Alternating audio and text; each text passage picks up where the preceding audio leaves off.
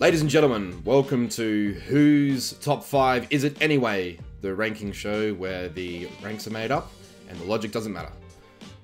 It's been a while, guys. I'm finally recovered from my dose of swine flu wherever I caught in Manila, and I can finally get through a video without coughing. So without further ado, the eagerly anticipated Top 5 in 5 CGI players. Now, I want to throw out two quantifiers first for everybody. I have not included anybody in Corvidae or Sif Gaming. The respect I'm giving these guys is not including them in the video, because in my eyes, there's a lot of CGP caliber players in those teams. Let me just rattle off a few. Dan's, Ian, RBZ, Aries, Lonsdale, Raz, Buster, Spikes, etc. All those guys have already made the jump to CGP, and thus I have not thought to include them in a top 5 in 5 about emerging talent in the scene. So we'll go straight on to my close but no cigars, which are the people that almost made the cut but didn't quite get there. So, in no particular order, we have Insanity, Acer, Dinky, Kenny, Klebs, and Acer. I've already said his name, I've got him on the list twice. Not doing a retake. Official runner-up, 6th man of the CGI season, because of his legendary out-of-the-server heroics.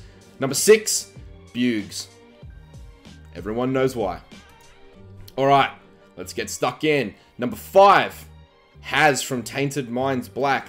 This guy is well known for his video editing and also his affinity with the FaZe brand, but make no mistake, ladies and gentlemen, this dude can play the game. He has sound mechanics all across the board. His decision making is very good. He watches a lot of pro CSGO footage for his work, thus his decision making is at an elite level. However, his mechanics and ability to read the game need to catch up just a little bit.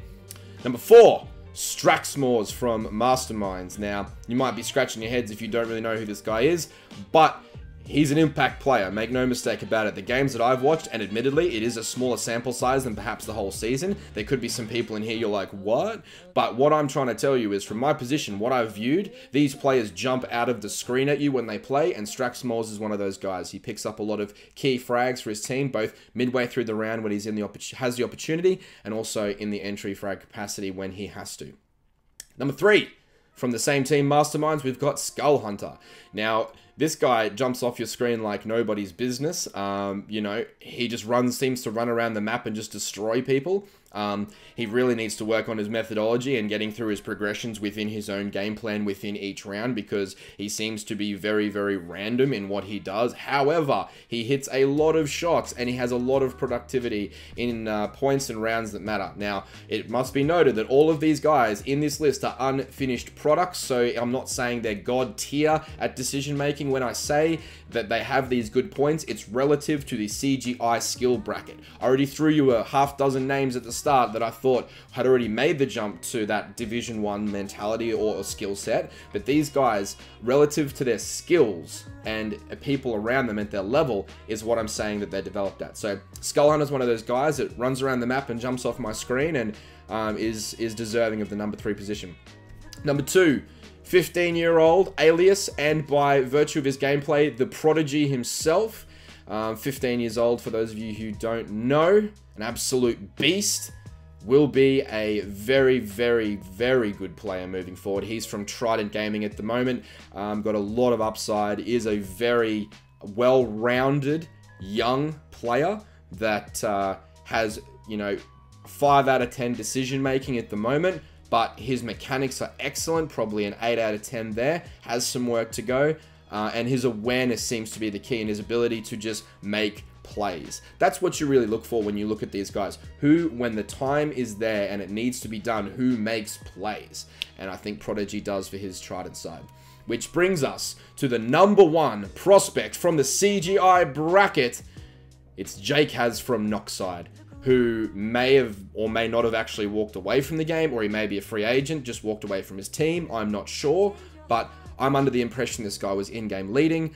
He was also, I guess, the spiritual leader for the team, as well as leading most of the categories when I watched them play in terms of entry picks, late round conversions. You know, his ability to go off and create for himself is a really big part of what makes him a really high prospect, because he can run off in a direction and he can throw a one-way for himself, a pop flash for himself, and actually, you know, force the tempo on the opposition. And that ability cannot be understated. But ladies and gentlemen, that is the top 5 in 5 CGI. So all of those guys on the list should be looking out for. There's a bunch of close but no cigars on the way up. And as I said, you know, respect to Corvid A and Sif. They shouldn't even be in CGI. They got trapped between seasons, in my estimation. So that is it. Stay tuned next week for the idea that I had for the next show, which is top 5 in 5 players that I played with in my career before I retired. There are some pretty big names in the list, and I'm probably going to make some enemies, but I'm also out of time. See you next week.